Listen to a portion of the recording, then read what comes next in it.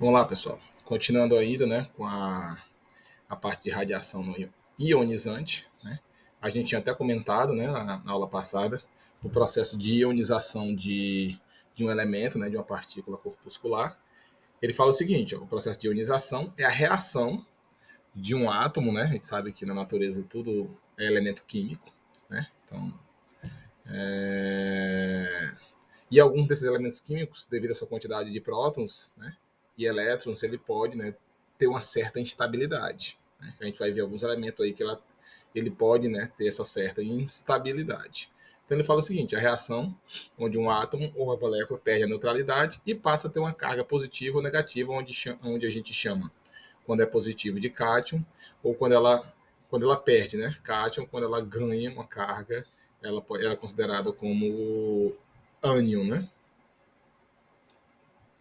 E como eu estava falando, alguns desses elementos, por ele ter essa quantidade, né, grande de prótons no seu núcleo, como se eu ajeitar aqui esse ponteiro, como a gente consegue ver aqui, ó, e na retirada deste elétron da sua orbital, ele pode, né, perder essa estabilidade, ficando instável, né? Então, aí é onde vem aí os elementos radioativos. Um exemplo aqui que a gente tem, ó, é urânio, né? Aonde a quantidade de prótons, né, e de nêutrons são bem diferentes, né? Geralmente, a quantidade de prótons e de elétrons eles são iguais, mas quando eles estão instáveis, né, a quantidade de prótons e de elétrons eles passam, né, a ser diferente. Beleza? Então, como eu estava voltando aqui, né, existem, né, alguns elementos químicos que ele tem, né, se ele perder esse elétron, ele fica instável. Um deles é urânio, tem plutônio, tem césio, tem vários outros aí, rádio, tem vários outros que podem perder essa estabilidade e gerar uma molécula radioativa. Né? Na aula passada a gente falou um pouco sobre essa capacidade de penetração de alguns, de alguns tipos, né, de moléculas que são radioativas. A gente falou sobre a partícula alfa, beta, o X, o gama, partícula de nêutron. A gente falou a questão da penetrabilidade dela no corpo humano. Né? A gente tinha comentado um pouco sobre essa imagem, beleza? Vamos ver se a gente consegue passar. A gente tinha comentado também, mas a gente vai falar um pouco mais afinco agora. Deixa eu aumentar aqui essa bicha para cima. Cadê, rapaz? Ah, esse bicho fica em todo canto. Tá, vai ficar assim. Como é que ocorre a, a, a ionização? A ionização não, né? O efeito da ionização, né? Do elemento ionizante que vai prejudicar, né, o corpo humano. Então, esse processo aqui, ó, de ionização, que é esse primeiro aqui imagine aqui como um elemento já, né, todo, eita, ficou horrível, já ionizado, né?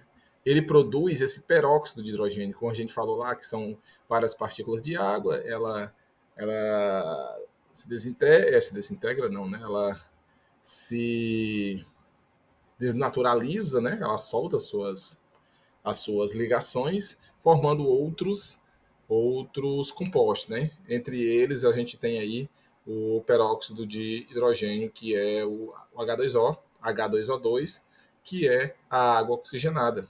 Então essa água oxigenada, vocês têm até um conhecimento sobre ela, né? É aquela oxigenada que eu até perguntei uma vez em sala, os alunos disseram que era para descolorir os pelos, né, do corpo.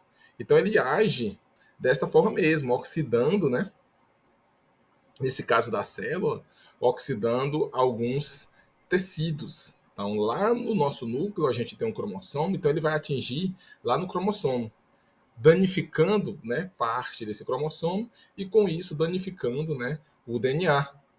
E a gente sabe que o DNA é que dá nossas características, o DNA, através daquele processo de mitose e meiose, né, que a gente vai replicar, né, e vai ter a renovação de tecido do nosso corpo, tecido da pele, tecido intestinal, o sangue que se renova, aqui está dizendo que a cada 120 dias.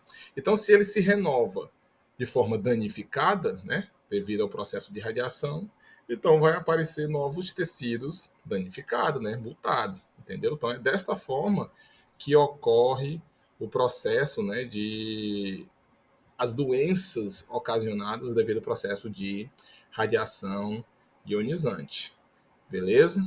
Então é desta forma.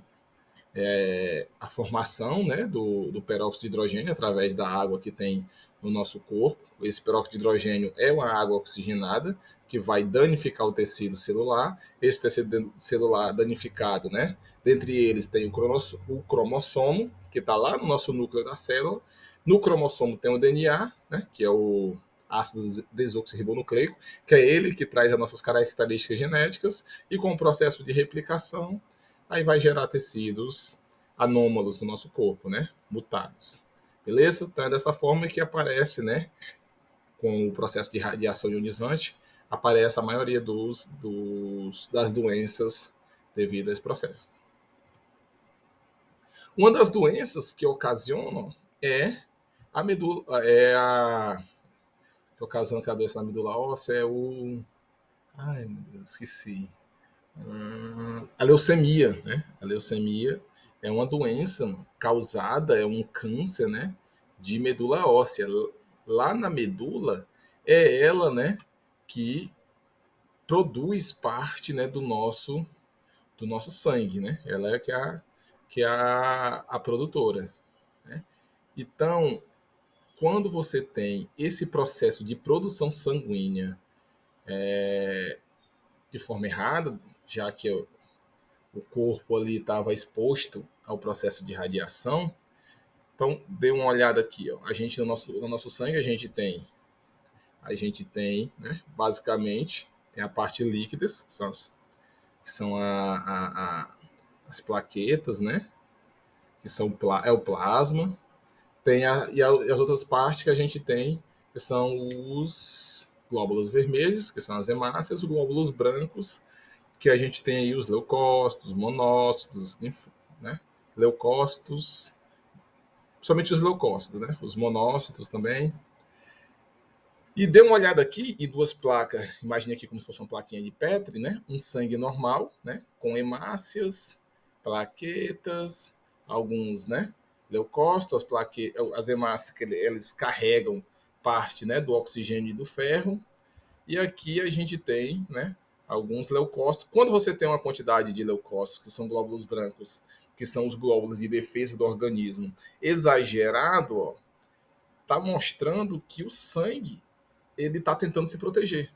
Então aqui a gente já tem uma certa anomalia, né, onde ocorreu devido ao quê? Ao processo de formação sanguínea, que ocorre lá na medula óssea, né?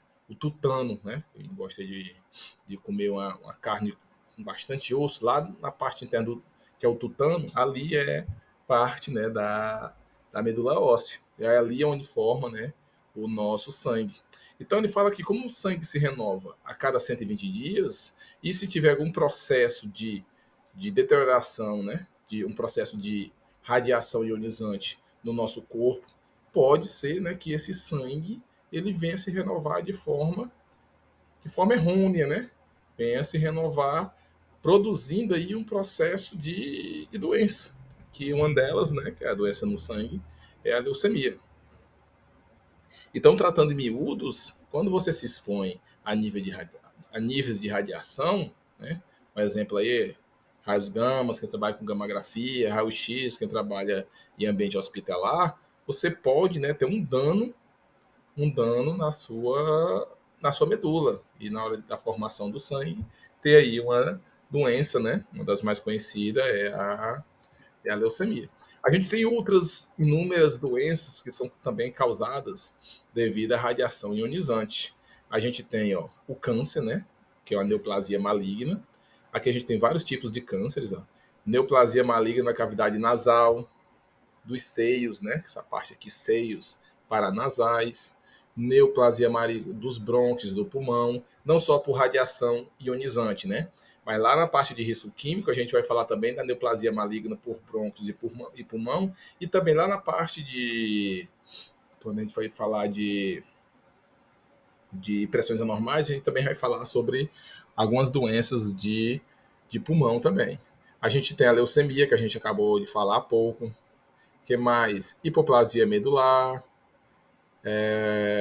conjuntivite, que conjuntivite é ocasionado devido à radiação não ionizante, mas também pode ser ocasionado devido à radiação ionizante. Outras aqui, ó, osteonecrose, né? Necrose é um dano, né? Ele apodrece, né? Osteo vem de osso. Necrose é um dano, né? No osso, que é ocasionado por radiação ionizante, mas a gente vai ver que é ocasionado também por outros tipos de riscos, principalmente o risco químico aqui. Não, isso aqui é risco físico, né? Que é pressões anormais. E até infertilidade, né, masculina, como ele vai atacar parte, né, das células de defesa do corpo. Então, logicamente, que pode ocasionar, né, infertilidade masculina. Está aqui embaixo, ó, N46, infertilidade masculina. Onde é que a gente encontra, geralmente, nas empresas, né? Nos ambientes de trabalho? Um processo de radiodiagnóstico, ou seja, hospital, aplicações médicas, hospital, indústria nuclear também, né? Aqui a gente tinha Angra, né? A gente tem também aquela indústria nuclear que teve um acidente nuclear, né? Que é lá em Fukushima, Japão. Esses outros aqui, a gente pode elencar a parte de agricultura e cosmético também. Agricultura, a parte de cosmético. E outras exposições ocupacionais, principalmente indústrias. Aqui a gamografia, quem trabalha com inspeção de solda, então pode estar exposto, né, a esses tipos de radiação ionizante. Lá no anexo 15 da NR15, ele fala, né, sobre o que é essa questão da radiação ionizante. Ele fala o seguinte, ó, nas atividades e operações onde trabalhadores possam ser expostos às radiações ionizantes, os limites de tolerância, os princípios, as obrigações de controle básico para a proteção do homem e de seu meio ambiente contra possíveis efeitos indevidos causados pela radiação ionizante são os constantes no que nem, eu não sei se está aqui, mas a gente falou que era 20, né, e 1, quando a KDB, que assim, ó, tá aqui, ó, o corpo inteiro 20 milisievers, né? E para um público em geral, 1 milisievers. Isso para o corpo inteiro. Para a pele, 500 milisievers e 50 para indivíduo, né? Público, que geralmente não é a pessoa que trabalha ali naquele ambiente. Beleza? Então existe, sei lá, na NR15 e também nas NHOs, né, os limites de tolerância. Beleza? A radiação ionizante, dependendo do tipo de atividade dela, ela também pode ser perigosa. Mas é geralmente quem trabalha na mineração, no beneficiamento, na produção do material radiológico, né? Então há uma diferença da exposição à radiação ionizante para quem trabalha exposto ao material já beneficiado, né? Um exemplo, uma máquina de radiografia, uma máquina de gamografia, é diferente de quem trabalha extraindo o mineral, né? Mineral radioativo da natureza. Então, geralmente aqui, ó, é quem trabalha em minas, ó, também aqui assim está falando, ó, minas e depósito de material radioativo, planta piloto de usina, o que mais? Outras áreas sujeitam a... Cadê o pilotinho? Tá tão torto aí. Cadê? Opa, bem aqui. Outras áreas sujeitas a risco potencial, lixiviação de materiais, lixiviação que trabalha no processo de produção desses materiais radioativos, purificação e concentração, geralmente quem trabalha com a parte de mineração e, né, e processamento desses minerais. Aí sim, é periculosidade. Quem trabalha já com o processo, com o mineral beneficiado, né, e está exposto só àquela radiação, ele vai receber por insalubridade. Beleza? Alguns equipamentos coletivos, né, nem todos são coletivos, mas a gente inclui aí como equipamento de proteção coletivo, né, os EPCs, que a gente vai diferenciar um pouco aí dos EPIs. Um exemplo, a gente tem o próprio plano de proteção radiológica, é um exemplo de um PGR, só que é um tipo um PGR específico, né, para a área radiológica. Monitoramento, já em sala lá eu mostrei que tem até um dosímetro de radiação, que geralmente quem trabalha em ambientes que tem exposição a algum tipo de radiação, a pessoa fica, né, com aquele dosímetro para medir os níveis. Enclausuramento de processo, quando você, né, quer afastar o trabalhador daquele ambiente, né? Projeto arquitetônico, que está diretamente relacionado com enclausuramento de processo, e projeto de radioproteção, que a gente até coloquei aqui essa questão do projeto arquitetônico e projeto de radioproteção, a questão de você baritar as paredes, né? Baritar, né? Esse barita, o baritado, né? Vem do elemento bário, que ele aumenta, né? O efeito, né? Aumenta o efeito de proteção de uma parede às radiações de raio gama, de raio X, entre outros. Beleza? Então aqui a gente tem alguns tipos de proteção coletiva. A gente tem inúmeros outros, ó, que, como eu falei, nem todos são proteção coletiva. Eu incluí aí mais um exemplo aqui, ó, afastamento de gestante. Pode ser uma medida administrativa, né? Eu coloquei aqui como proteção coletiva, mas pode ser uma medida administrativa. Isolamento e sinalização. Alguns consideram como proteção coletiva, outros não, né? Medida administrativa, ou até de engenharia. Manutenção preventiva de equipamento, medida de engenharia, né? Barreiras, biombos, aí sim a gente poder elencar aqui como proteção coletiva. Outras medidas administrativas, né? Um exemplo, minimizar o tempo de exposição e até mesmo treinar os trabalhadores, que é o que eu estou passando aqui para vocês. Vocês vão ter que passar, né, para os futuros trabalhadores de vocês, beleza? EPI, né? Então, quando você vai disponibilizar o EPI, você tem que fazer um registro, né, do trabalhador e deixar esse registro guardado durante, no mínimo, 30 anos, né? Então, quando você for disponibilizar um EPI para o trabalhador, você tem que fazer, né? Cadê os EPIs aqui, ó? Fazer esse registro, né? E deixar armazenado. No caso dessa pessoa adquirir alguma doença, você ficar ciente, né, que esse registro, que esses EPIs foram disponibilizados.